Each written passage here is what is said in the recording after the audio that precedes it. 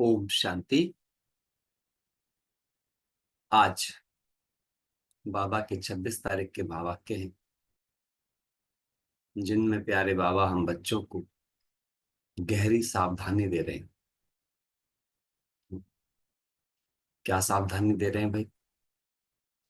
बाबा कहते, बच्चे तुम ईश्वरीय गोद में तो आ गए हो, लेकिन तुम्हें अगर मनुष्य से देवता बनना है तो तुम्हें दैवी गुण भी चाहिए। ये बात क्यों कही होगी बाबा ने, कभी सोचा?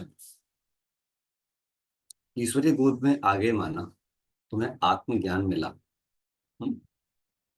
अब क्योंकि तुम पहले जाओगे मुक्ति धाम, तो मुक्ति धाम के लिए कौन से गुण चाहिए?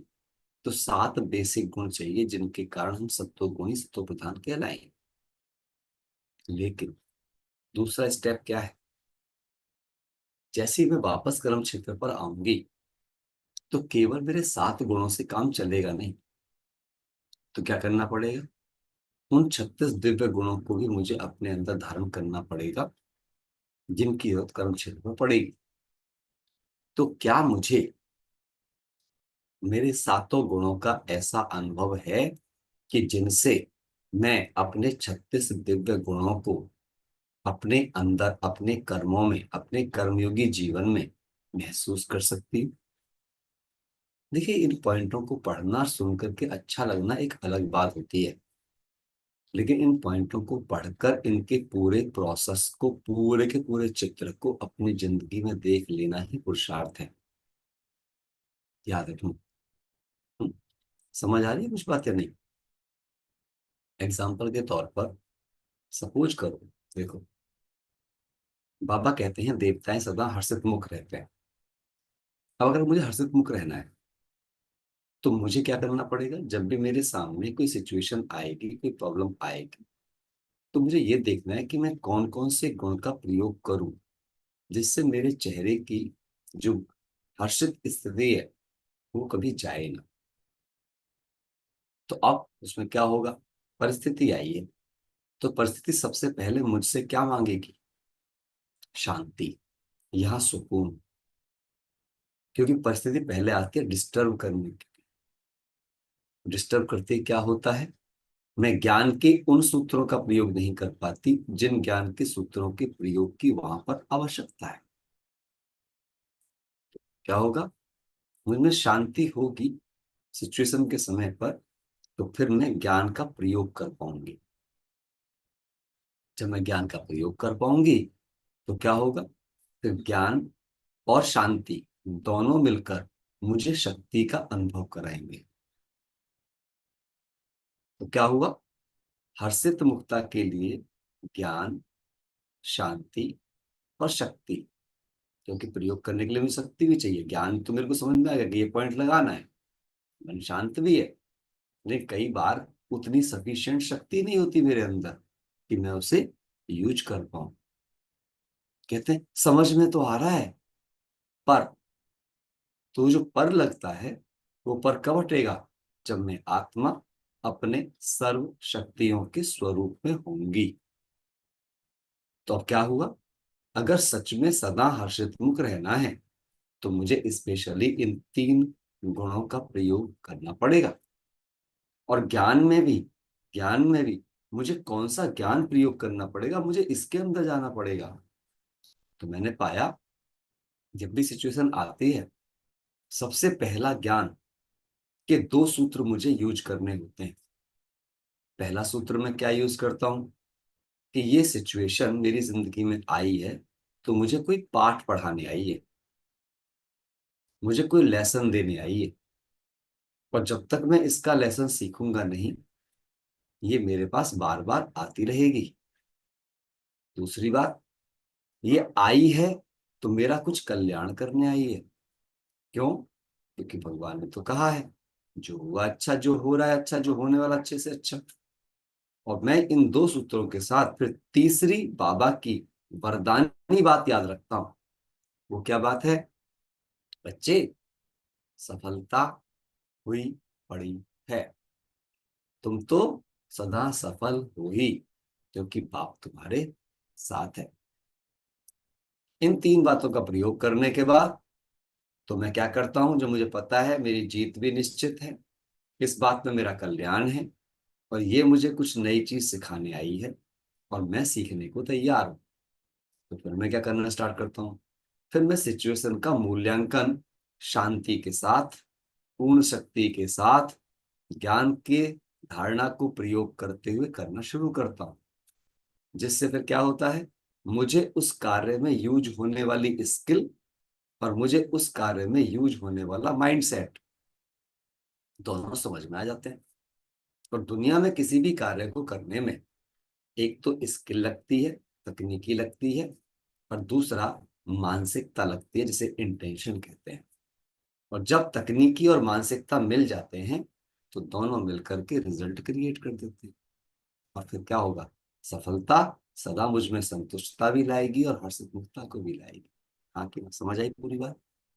ये चक्र सिर्फ इसलिए बताया कि अब ईश्वरीय बच्चे अगर बन गए तो हम में दिव्यता दिखनी ही चाहिए, नहीं तो हम ईश्वरीय बच्चे नहीं हैं। आज बाबा ने इस बात को फिर से दोहराया कि बच्चे, एक बात का विशेष ध्यान रखना कि ब्राह्मण बच्चों को हर बात में अपनी बहुत संभाल करनी है।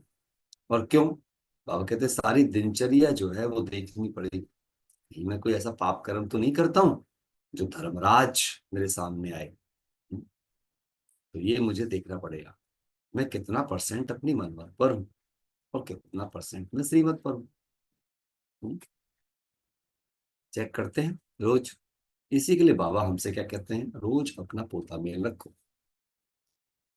और बाबा मुझे लेकर इतना चिंतित क्यों है, तो मैंने इसमें पाया बाबा मुझे लेकर इतना चिंतित सिर्फ एक ही कारण से है, क्योंकि वो एक बात को जानता है कि बच्चे, जब तक तू मुझसे नहीं मिला था तब तुझसे गलतियां होती थी तो तेरा पाप एक ही गुना था। पर अब तुझे समझ मिल चुकी है, तो मुझे ध्यान दिलाना जरूरी है कि जब कोई बच्चा समझदार हो जाए और जितना बड़ा होता जाए तो अब उसकी गलतियों का लेखा जोखा टफ हो जाता है। जैसे बाबा ध्यान देते हैं किस बात का, बच्चा नर्सरी स्कूल में जा रहा है तो क्या है, कोई बात नहीं है, पढ़ लेगा, है ना, खेल खेल में पढ़ लेगा, सोते जगते पढ़ लेगा, कोई भी बात नहीं, नहीं पढ़ेगा तो फिर पढ़ लेगा। तो इतना कोई किसी को तनाव नहीं होता। हम्म? जो सही से समझते हैं। लेकिन जैसे जैसे क्लास आगे बढ़ती है वैसे वैसे माता पिता का तनाव बढ़ना शुरू हो जाता है। क्यों, क्योंकि अब वो जीवन रूपी यात्रा पर निकल चुका है। और जीवन रूपी यात्रा पे जब कैरियर की शुरुआत होने वाली है तो हर माँ बाप क्या चाहता है, जो बाबा चाहता है, मेरा बच्चा राजा बच्चा बने। हम्म? क्योंकि बाबा क्या सिखाने आया है, प्रजा योग की राजयोग। प्रजा योग तो सिखाने आया नहीं है। तो सोचो, जो राजयोग सिखाने आया है उसे अपना बच्चा प्रजा बनता हुआ देखकर कैसा लगता होगा। हम्म? जो उठाने आया है उसे अपना गिरता हुआ बच्चा देखकर कैसा लगता होगा। कभी अपने से पूछ लिया करें जो माता पिता हैं कि हमें अपने बच्चों के प्रति क्या भावनाएं हैं, जो एक जन्म के बच्चे हैं। आप अपने इस नाटक के रोल के बच्चों के लिए इतने कंसर्न है, तो सोचो, हम तो उसके परमानेंट बच्चे हैं। हम्म? वो तो खाली रोल रोल में तो हमारा पिताजी नहीं है ना, वो तो हर रोल में हमारा पिताजी है। तो उसे कितनी हमारे प्रति कंसर्न होगी। इसीलिए वो कहता है, बच्चे रोज अपना पोता मेल रखो और दिनचर्या में कोई ऐसा काम मत करो जो तुम्हारा एक कर्म बन जाए। हम्म? इसीलिए सदा किसका ध्यान रखो। तो आज मैं सुबह सुबह लिख रहा था बाबा, बहुत प्यारी बात बाबा ने लिखवाई आज। मैंने लिखा, बाबा मैं ना आपका वो एक्टर बच्चा हूं जो आपके हर डायरेक्शन को एक्यूरेट फॉलो करता है। क्योंकि जो एक्टर डायरेक्टर के हर डायरेक्शन को एक्यूरेट फॉलो करे वो एक्टर महान एक्टर बन जाता है। जो एक्टर ज्यादा कानाफूसी करे, कुछ और करे, डायरेक्टर की बात ना सुने, क्या होता है, धीरे धीरे उसका गिरने का टाइम शुरू हो जाता है। तो बाबा के डायरेक्शन पे चलेंगे तो क्या हो जाएंगे, एक अच्छे एक्टर साबित हो जाएंगे। अर्थात फिर मैं आत्मा इस सृष्टि पर भी क्या हो जाऊंगी, सर्व के लिए एक आदर्श प्रेरणा बन जाऊंगी। और जो आत्मा, लिख लो इस बात को बड़ा बड़ा, जो आत्मा संगम युग पर बेस्ट एक्टिंग करने में सफल हुई,